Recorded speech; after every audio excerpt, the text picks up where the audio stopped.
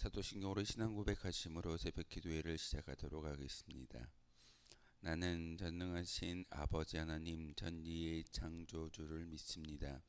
나는 그의 유일하신 아들 우리 주 예수 그리스도를 믿습니다. 그는 성령으로 잉태되어 동정녀 마리아에게서 나시고 본디오 빌라도에게 고난을 받아 십자가에 못 박혀 죽으시고 장사된 지 사흘 만에 죽은 자 가운데서 다시 살아나셨으며 하늘에 오르시어 전능하신 아버지 하나님 우편에 앉아 계시다가 거기로부터 살아있는 자와 죽은 자를 심판하러 오십니다.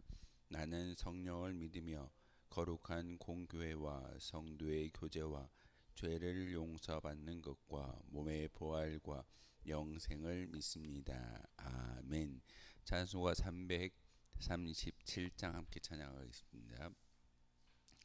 찬송가 337장입니다.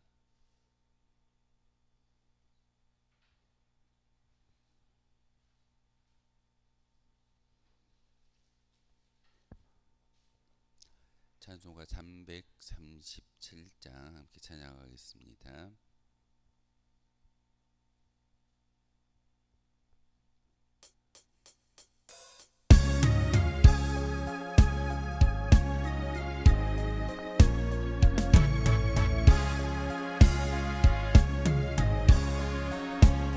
내 모든 시험 무거운 짐을 주 예수 앞에 아뢰이며 근심에 쌓인 날 돌아보사 내 근심 모두 맡으시네. 무거운 짐을 나 홀로 지고 견디다 못해 쓰러질 때 불쌍히 여겨 구원해 주리. 은혜의 주님 오직 예수. 내 모든 괴로움 닥치는 환난 주 예수 앞에 아뢰이며 주께서 친히 날 구해 주사 넓으신 사랑 베푸시네. 무거운 짐을 나 홀로 지고 견디다 못해 쓰러질 때 불쌍히 여겨 구원해 주리. 은혜의 주님 오직 예수. 내 짐이 점점 무거워질 때 주 예수 앞에 아뢰이며 주께서 친히 날 구해 주사 내 대신 짐을 져주시네. 무거운 짐을 나 홀로 지고 견디다 못해 쓰러질 때 불쌍히 여겨 구원해 주리. 은혜의 주님 오직 예수. 마음의 시험 무서운 죄를 주 예수 앞에 아뢰이며 예수는 나의 능력이 되사 세상을 이길 힘 주시네. 무거운 짐을 나 홀로 지고 견디다 못해 쓰러질 때 불쌍히 여겨 구원해 주리. 은혜의 주님 오직 예수. 함께 보실 하나님의 말씀 마가복음 15장 33절에서 41절까지의 말씀을 보겠습니다. 마가복음 15장 33절에서 41절까지의 말씀 한 절씩 교독으로 하나님의 말씀 받들어 읽겠습니다. 제6시가 되매 온 땅에 어둠이 임하여 제9시까지 계속하더니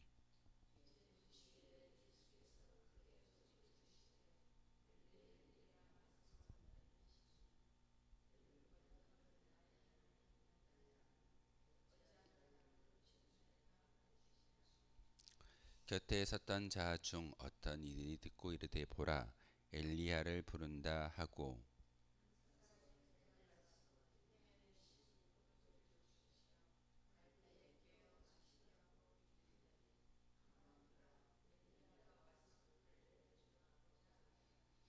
예수께서 큰 소리를 지르시고 숨지시니라.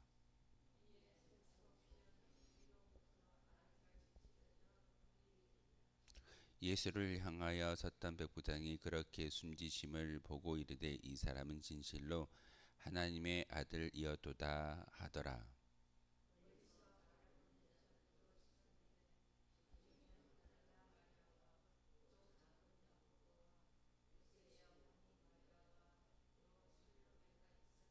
함께 읽겠습니다. 이들은 예수께서 갈릴리에 가실 때에 따르며 섬기던 자들이요 또 이외에 예수와 함께 예루살렘에 올라온 여자들도 많이 있었더라. 아멘. 마가복음 15장은 예수님께서 순환과 또한 모욕 그리고 많은 수치 예수님의 마지막 그 사명을 감당하는 사건이 15장을 통해서 기록되어져 있습니다. 마가복음은 1장부터 16장까지 기록되어져 있고 예수님의 직계 제자는 아니지만 베드로의 제자였던 마가가 예수님의 행적을 자기 스승이었던 베드로에게 전해듣고 그대로 기록했던 것이 마가복음입니다. 마가복음의 특징은 예수님의 그 행적을 군더더기 없이 있는 그대로 들었던 그대로 자기의 어떤 사견을 넣지 않고 그렇게 기록했던 복음서이고 사복음서 가운데 가장 먼저 기록된 복음서가 마가복음이라고 많은 신학자들은 연구를 통해서 그렇게 가르침을 주고 있습니다. 오늘 우리가 함께 읽었던 마가복음 15장 33절에서 41절까지의 말씀은 예수님께서 마지막 지상 명령의 과제를 어찌 보면은 이 땅에 오신 자기의 사명을 다하는 그런 순간을 기록하고 있습니다. 십자가에서 죽으셨고 또한 하나님을 향하여 외쳤던 인간의 그런 절규의 모습을 우리에게 보여주고 있는데 오늘 특별히 33절을 통해서 보면은 제6시가 되매 온 땅에 어둠이 임하였다. 그리고 제9시까지 이 어둠이 계속되었다라고 기록하고 있는데 성경은 특별히 유대 지역에 나와 있는 어떤 시간은 우리나라 시간으로 바꿔서 이해하기 위해서는 여기에 숫자 6을 더하시면 쉬워질 수 있습니다. 제6시라는 것은 정오를 이야기합니다. 12시. 그리고 제9시까지 그렇게 어둠이 임하였다라는 것은 오늘 33절의 이야기는 하나님께서 침묵하기 위해서 그리고 그 어둠을 통해서 하나님의 감정을 드러내고 있다는 사실입니다. 어둠이 이 세상에 임하였다라는 것은 가장 밝아야 할 때 그리고 하나님의 역사가 대낮에 한낮에 하나님의 역사가 이루어진다라고 믿었던 유대인들 가운데 어둠이 있다라는 것은 하나님마저 아무런 반응도 하지 아니하고 결국은 역사를 멈추는 시간이다라고 바로 이 33절을 통해서 기록하고 있습니다. 어둠이 이 땅에 임하였다. 가장 밝을 때에 하나님의 아무런 응답을 보여주지 않는 그런 모습을 오늘 33절을 통해서 우리에게 이야기하고 있습니다. 그런데 34절을 통해서 예수님께서 뭐라고 말씀하시던가요? 엘리 엘리 라마 사박다니 나의 하나님 어찌하여 나를 버리셨나이까. 예수님께서 이렇게 기도하시고 외치는 이유가 있습니다.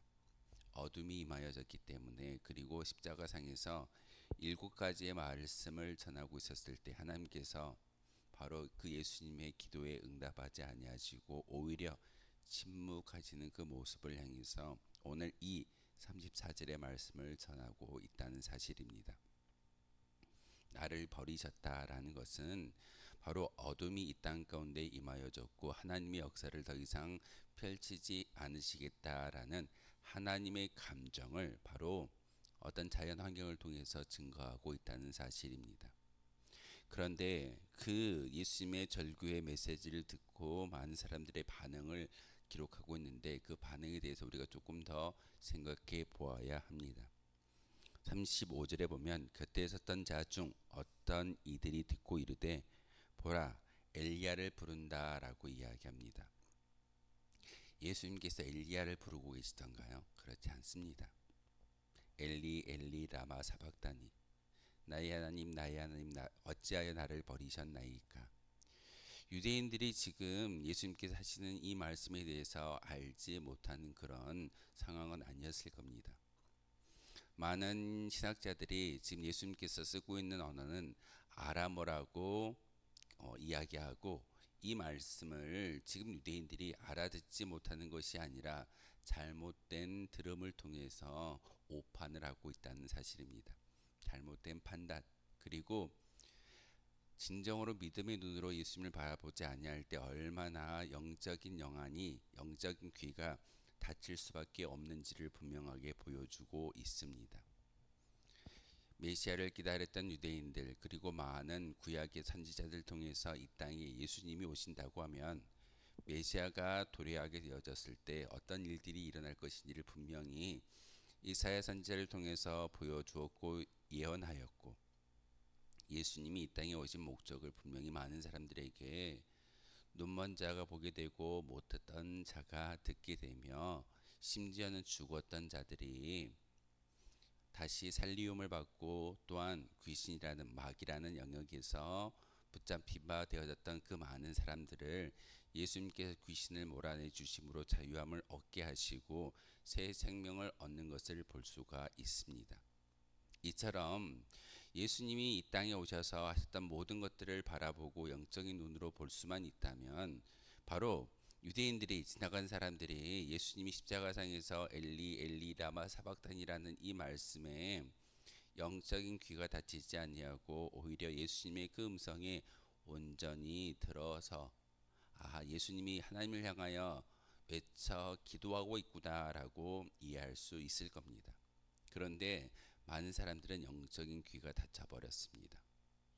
가만히 두라, 저가 엘리야를 부르고 있으니 엘리야가 와서 예수님을 구하는지 보자라고 이야기하는 잘못된 판단을 하게 됩니다. 이처럼 우리도 영적인 귀가 닫히고 영안이 닫히게 된다면 아무리 성경의 좋은 말씀을, 또한 성경의 메시지, 복음이라고 이야기한 좋은 소식을 여러분들에게 전하여 준다 할지라도 그것을 온전히 받아들이지 못하는 것이 우리의 모습일 수도 있습니다. 성경에 나와 있는 유대인들이 성경을 모를까요? 그들은 태어날 때부터 메시아를 기다리는 민족이었고 하나님의 선민이라는 그런 자긍심을 가지고 살아가는 그런 백성들입니다. 당연히 토라를 배웠고 당연히 또한 신명기의 말씀을 통해서 하나님의 백성은 어떻게 살아가야 하는지를 분명히 알고 있었고 율법을 지켰던 사람들입니다. 그런데 그들의 마음 가운데에 영적인 영안이 닫혀 있기 때문에 예수님을 알아보지 못하였고 심지어는 예수님께서 말씀하시던 그 모든 것들을 온전히 이해하지 못하는 것이 그들의 모습이었습니다. 그러기에 오늘 여러분이 기도해야 되는 것은 다른 게 아닐 겁니다. 하나님, 우리의 심령 가운데 성령의 충만함을 통해서 영적인 귀가 열리게 도와주시옵소서. 말씀을 읽을 때마다 그 말씀을 통해서 온전히 하나님이 주시는 음성을 들을 수 있게 도와주시고 그 음성에 아멘할 수 있는 바로 내가 되게 해달라고 기도하는 것이 기도의 첫 번째 목적일 겁니다. 37절에 예수님께서 크게 큰 소리를 지르시고 숨졌다라고 기록하고 있습니다. 예수님이 이 세상에서 공생애를 펼치실 때 나이가 30대라고 추정합니다. 그리고 3년의 공생애를 보내신 후에 십자가에서 그의 마지막 사명을 완수하셨던 것이 예수님의 그런 공생애의 어떤 됨이라고 이야기할 수 있습니다. 오늘 37절에 예수님께서 큰 소리를 지르시고 숨졌는데 그 숨짐으로 끝나는 것이 아니라 38절에 보시면 성소 휘장이 위로부터 아래까지 찢어져 둘이 되었다라고 이야기하고 있습니다. 왜 성소의 휘장이 예수님의 죽음을 통해서 찢어지게 되어졌을까요? 예수님이 요단강에서 세리자 요한에게 세례를 받으시고 올라오셨을 때 하나님께서 말씀하셨습니다. 이는 내가 사랑하는 내 아들이다 라고 말합니다. 예수님의 공생애가 시작되어졌을 때 성소가 찢어지고 그리고 예수님을 통해서 하나님의 나라가 도래한 것을 보았다면 이젠 더 이상 성소라는 그런 개념이 필요 없을진데 바로 그 성소가 찢어진 시점을 우리가 기억해 보아야 합니다. 예수님이 사명을 감당하셨을 때 바로 성소가 위에서부터 아래로 찢어졌다라고 기록하고 있습니다. 우리의 사명도 마찬가지일 겁니다. 하나님께서 침묵하시는 것처럼 하나님께서 역사하지 않는 것처럼 보일지라도 우리의 사명을 다하는 그 순간 사명이 완료되어졌을 때 바로 하나님의 역사가 우리를 통해서 증거될 수 있음을 오늘 예수님의 사명을 통해서 우리에게 이야기하고 있습니다. 하나님, 왜 내 기도가 응답되지 않을까요? 왜 나의 그런 믿음의 모습을 통해서 하나님이 증거되지 않을까요? 이것은 우리의 투정일 수도 있습니다. 하지만 오늘 예수님께서 3년의 공생애 가운데 죽음이라는 그리고 예수님이 죽어졌을 때 휘장이 찢어졌다라는 그 기록을 하고 있는 것은 바로 사명을 완수할 때 하나님의 역사가 이루어진다라는 것을 우리에게 보여주고 있습니다. 여러분에게 어떤 사명이 있는지는 아무도 모를 겁니다. 하지만 하나님께서 분명히 이 땅에 보내신 바 목적이 있을 것이고 그 목적대로 쓰임 받았을 때 그리고 그 쓰임이 완수되어졌을 때 하나님의 역사는 이 땅 가운데 증거될 줄 믿습니다. 특별히 오늘 38절에 성소의 휘장이 위에서부터 아래로 찢어졌다라고 기록하고 있습니다. 아래로부터 위로 찢어지는 것이 아니라 위에서부터 아래로 찢어졌다라는 것은 하나님께서 나누셨다라는 의미입니다. 인간이 나누는 것이 아니라 인간의 의지에 의해서 하나님께 나아가는 것이 아니라 하나님께서 더 이상 이제는 하나님과 가로막고 있는 모든 것들이 찢어짐으로써 이제 하나님과 대면하여 만날 수 있는 은혜를 주시는 분이 바로 하나님이다라는 것을 알려주기 위해서 휘장이 위에서부터 아래로 찢어졌다라는 기록을 통해 우리에게 말씀하고 있습니다. 그래서 우리가 하나님을 아와 아버지라고 부를 수가 있는 것이고 예수님을 통해서 구원받을 수 있는 길이 열렸다라고 말하고 있습니다.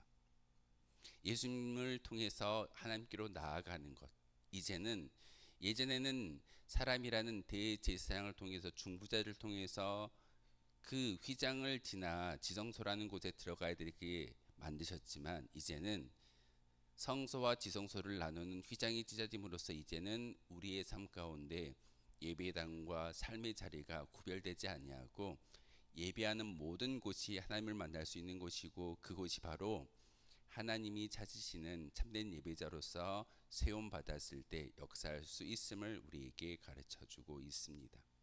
그러기에 이제는 더 이상 성소와 지성소를 나누고 있는 휘장을 생각하지 마시고 여러분 한 사람 한 사람이 바로 예수님의 거룩한 십자가의 보혈의 피를 이어받은 믿음의 성도이기에 여러분이 바로 세상과 하나님을 소개시킬 수 있는 귀한 사명자인 것을 다시 한번 기억할 수 있어야 합니다.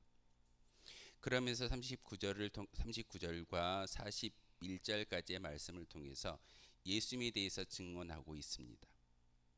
이방 사람 백부장이 예수님의 죽음을 보고 이는 진정한 하나님의 아들이었다라고 고백하는 것을 보게 됩니다.